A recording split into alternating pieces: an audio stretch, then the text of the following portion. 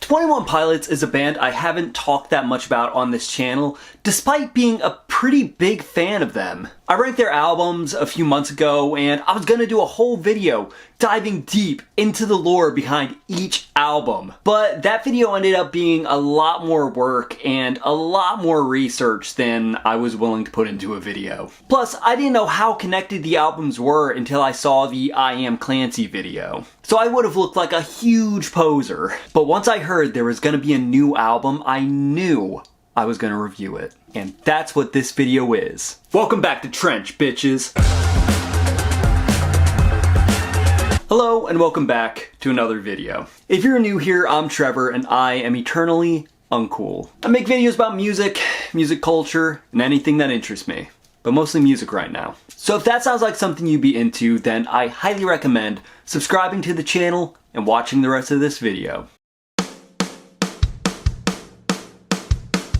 I don't think I need to explain who 21 Pilots is. If you clicked on this video, you're obviously already a fan. But for those of you who might not know, 21 Pilots are an alternative rock duo from Columbus, Ohio, who found success in the 2010s with songs like Holding On To You and Car Radio, mixing emo vibes with rap verses and surprisingly literate lyricism. They would continue this success with albums like Blurry Face, as well as appearances on the Suicide Squad soundtrack, and tour with huge names like Panic at the Disco and Fall Out Boy. Then in the late 2010s, they released their biggest and probably their most well-liked album, Trench. It was darker and heavier and everyone loved it. Even Anthony Fantano liked it. And he doesn't like anything. Eat your fucking vegetables and your fucking greens, dickhead! In 2021, they followed that up with Scaled and Icy, which received a much more lukewarm response. And then after that, we didn't hear much. Until now. Earlier this year, all of the band's artwork on all of the streaming services was updated to include red tape. Fans started receiving mail from the band. A new logo was introduced on billboards across the country. Then they released a video on all their social medias titled, I Am Clancy. I am returning to Trench. I am Clancy. Which tied all the lore together throughout all of their previous albums, and announced their forthcoming album, Clancy. Not gonna lie, I was iffy on the title. Like, Clancy? That sounds like a SpongeBob character. But I let that slide and I got excited for new music. At this point, I was ready for the album. I was excited. But I didn't want to listen to it until I knew that I could make content out of it. But I was already working on another video by the time this album was released, and I was also busy working my real job, so I'm like a week late. But that's not too bad, right? So without further ado, grab a drink, grab a snack, get comfortable, and let's get into the video. I'm going to review each track one by one and grade them on a scale of 1 to 10. I can't remember if any of my other reviews have been done that way, but that's how I'm doing this one. I'm gonna judge them on lyrics, vibe, instrumentation, stuff like that. And at the end, I'll give the album a rating out of 100. sound good? Okay, now let's actually get into the review.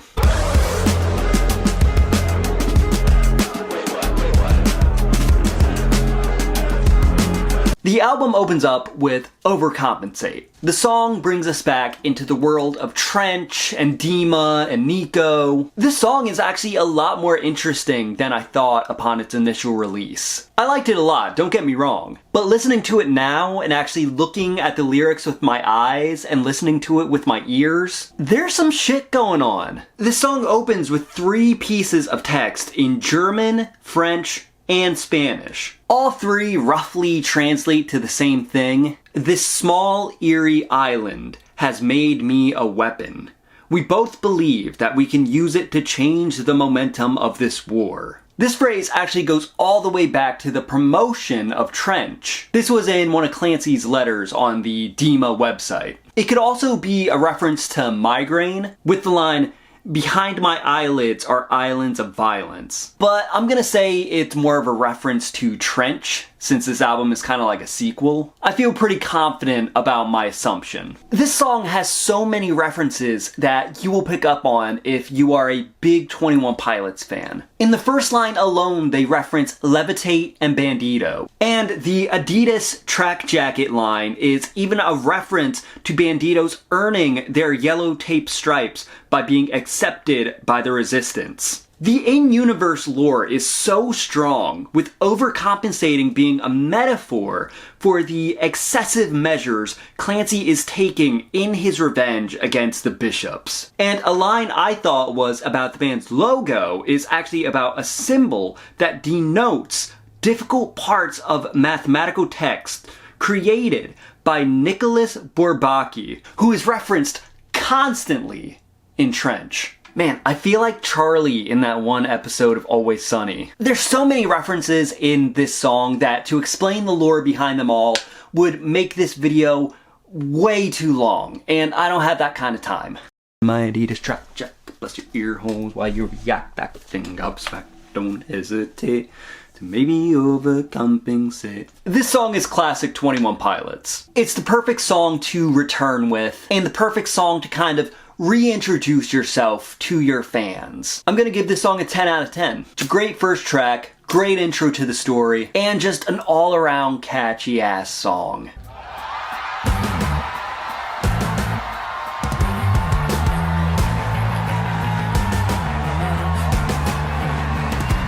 The second track is Next Semester. This song has a markedly more garage rock vibe than its previous track. The song, as well as the video, really gives off My Chemical Romance Desolation Row vibes, with its gritty punk rock show aesthetic. I liked it. It really spoke to my sensibilities. You know, being a poser and all. The lyrics talk about wanting to start anew and forget the past, feeling anxiety, and inescapable memories. This idea of a fresh start is where the title comes from. A new semester in school. In fact, the whole song has a bit of an academic theme to it, with lines like, "Stand up straight now," "Can't break down," "Graduate now," talking about academic pressures we all go through as high school and college students. As well as the repeated line, "I don't want to be here," which is how I felt in school. Tyler Joseph has also said that the song is about a panic attack in college. Whether or not it was his panic attack is not specified, but he has spoken out on his mental health and anxiety. So I'm gonna say it was probably his panic attack. These lyrics about struggling academically and just struggling in general as a young person are very relatable for 21 Pilots' young fan base. But it's not like in your face about it, you know? There's subtlety and nuance. The metaphors and the storytelling work to that advantage. This is a good track, great bit of variety. I really have no complaints. 10 out of 10. I don't wanna backslide to where I've started from. There's no chance I will shake this again. Out of all three songs that led up to Clancy's release, Backslide has got to be my favorite. I think I liked it so much because I'm a big fan of 21 Pilots' more rap-heavy songs. 21 Pilots was one of the first artists that I got into that incorporated rap and hip-hop. I got into them before Mac Miller, before Odd Future. I like Tyler Joseph as a rapper. Might be a hot take, but he's good. I mean, he's no Kendrick Lamar, but he's good. The song sees Tyler Joseph taking a look at his career and his time in the spotlights and regrets and concerns he's had about the band thus far. Going as far as to name drop the song Saturday off the previous album. I kinda like when bands talk about the follies of success. Fall Out Boy did this kind of thing a lot pre-hiatus, and the 1975 does it quite a bit too. They acknowledge that while being famous is great and getting your art and message out there is important, having every move you make under a microscope sucks. It's better than bands and artists just pretending that being scrutinized is a normal thing, pretending they're happy about it, having their lives just out there for everyone to see. I can definitely see this song being in my top 5 at the end of the year. I think it's probably one of 21 Pilots' best tracks. 10 out of 10. Reaching out on my way home. You could be so cold, I'll try again. You make me sad and second guess myself. You could be so cold, Midwest Indigo. Midwest Indigo starts out with a bit of synth and echoey vocals that kind of reminds me of the synth rock bands that were really big in the late 2000s and 2010s, like M83 and The Naked and Famous. And Josh Dunn's drumming on this track is really bouncy and matches the energy well. The vocals are restrained but not subdued. Tyler does a really good job of expressing his need to reach out to someone close in the midst of a mental breakdown, all while being ignored by this person. This song is very catchy in terms of melody. While writing the script, I actually found myself humming along and like drumming on my legs. I really like the energy of this one. I think my only complaint is that I wish there was a moment in the song where everything just like picks up and Tyler like screams some lyrics or something. I think that would have been a great juxtaposition to the more laid back instrumentation. But other than that, pretty good song. I can definitely see myself coming back to this one. 9 out of 10. Walk the layout, routines in the night. Some doors have stay out, spray painted and white while all the world's asleep. I walk around instead through the memories, down the halls of my head. This track is a little slower. It's kind of jarring, especially when you had so much energy in the first few songs. Of course, not all of them were next semester, full throttle energy, but they weren't as slow. That's the only word I can think of for this track. The chorus is good, kind of grabs you and keeps you listening, despite the kind of low energy. There's a certain atmosphere to the chorus that I think adds a lot to the story. It's kind of dreamy, like a half-remembered dream that you wake up and realize it was a nightmare. Just want you to stop saying odd shit. Lyrics about insomnia and lucid dreaming. I feel like these both relate to Tyler Joseph and Clancy. It helps move the story along as well as give us insight into the songwriter. This is the first song on the album that I'm not really all that crazy about. It's okay. I just don't think there's anything really interesting about it other than the chorus. And it's really slow. It's just way too slow for me. I think I'm gonna give this track a 6 out of 10.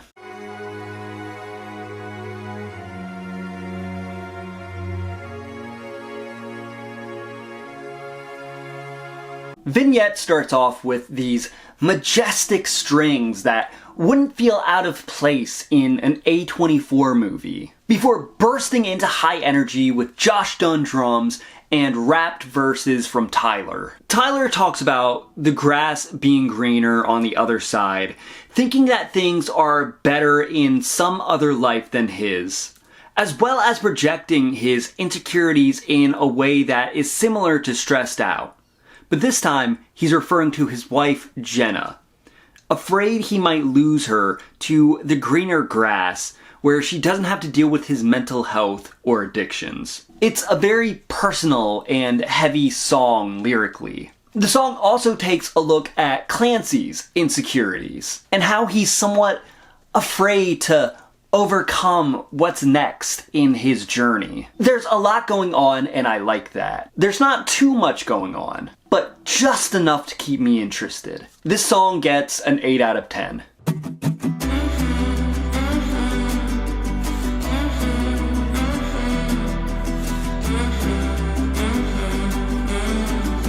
This track opens up with a call or voicemail from Tyler Joseph's wife, Jenna. The whole track is dedicated to her in the same way a song like Tear in My Heart is dedicated to her. It sees Joseph contemplating whether or not he's giving enough love to his partner. A feeling that I'm sure a lot of people can relate to. Unless you're like a real shitty person who doesn't care about their lover. The song is slow, but not slow in the same way Routines was. It's a very contemplative and kind of sad song. There's a ukulele, a welcomed addition in any 21 Pilots song, in my opinion. The production is very sparse and minimal, focusing more on Tyler's vocals and the uke. It really puts more focus on the lyrics themselves. It's a really heartbreaking song, I'm not gonna lie. It's intense and emotional. I don't think I'll come back to it because of that, but that doesn't mean it's not good. 9 out of 10.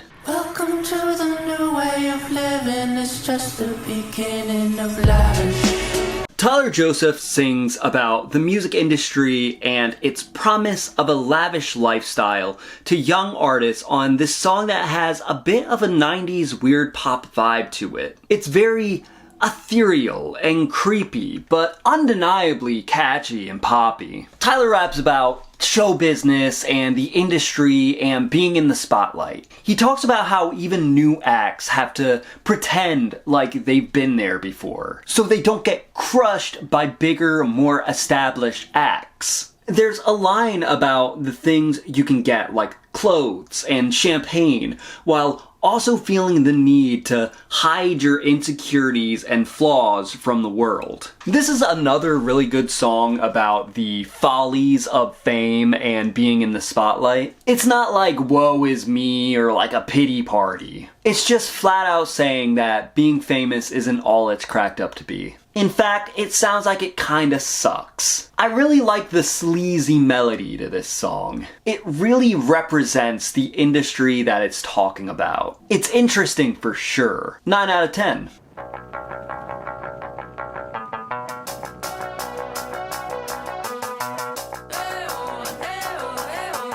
Navigating is a song about Tyler Joseph's mental state and how he's navigating through his head and confronting fears, like his family leaving him one day. Lines like, "And now I'm holding it together 'cause everybody leaves," illustrates this anxiety. Sonically, this song feels like a mashup between the high-energy punk of Next Semester and the sort of more electronic Midwest indigo. The song has a lot of energy and it's really bouncy. I don't know if it's as catchy as some of the other songs on the album. The first 3 tracks are undeniable, and tracks like Midwest Indigo are just such earworms. But I don't think this song has the same kind of staying power for me personally. 7.5 out of 10.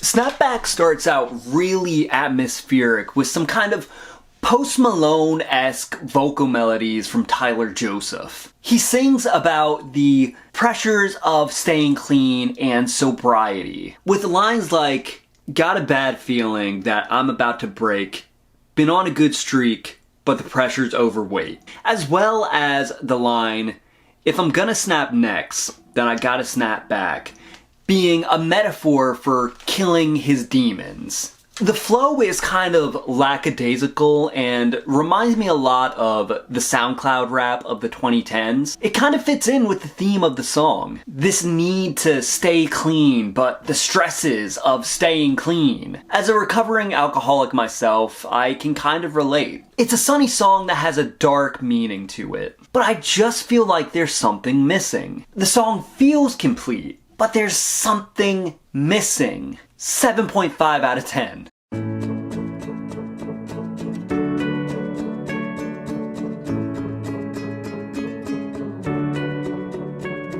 Oldies Station has very mellow vibe to it, kind of summery. It's on more of the indie pop side of 21 Pilots sound. There's electronic elements, pianos, group vocals. The lyrics talk about life moving fast and the only constant being fear, as well as getting older and more emotionally strong and being able to fight your demons, while your issues kind of grow and adapt with you. I feel like this song is very uplifting in its depiction of fighting these demons and addiction. While it might not be as catchy as the other songs on the album, the message is there, and the song flows really well as just building up in parts, which I really appreciate. 7.5 out of 10. I don't want anyone, know me or not. See me at my lowest, you don't have to drop. Don't have to drop by. Why does the intro to this song feel like a circus? Am I the only one getting that vibe? At the Risk of Feeling Dumb is a song about wanting/needing someone to support you through moments of mental turbulence, but also not wanting to be a burden and having to drop everything to look after yourself. The song itself just doesn't really grab me. 6 out of 10.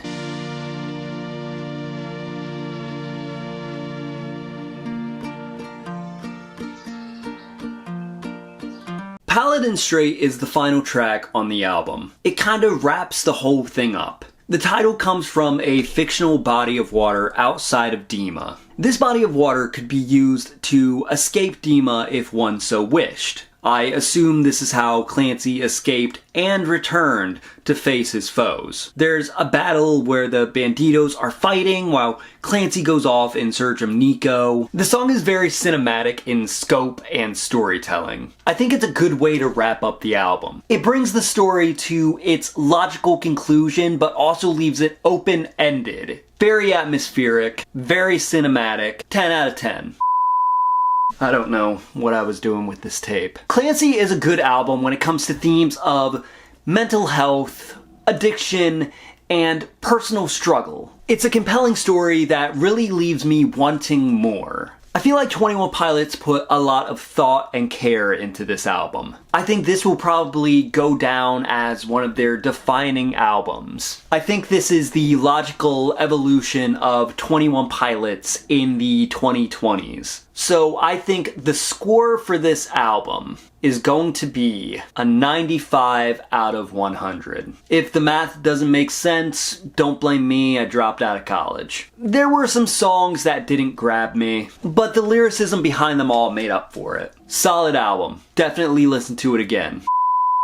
What did you think of Clancy? Did you like it? Did you not like it? What are your thoughts? Let me know in the comments. That's gonna do it for today's video. I hope you enjoyed it. If you did enjoy it, then I highly recommend smashing that like button and sharing this video with everyone you know. I am a small, independent creator who does pretty much everything on his own. I don't have like big sponsors or like a network behind me to promote these videos. It's all just me. So every like, every comment, every share, any interaction with this video at all really helps to get it pushed out to more people who might be interested in what I'm doing and want to subscribe to the channel. With all that being said, thank you for watching. As always, I'm Trevor. Stay uncool. And that's the end of the video. Goodbye.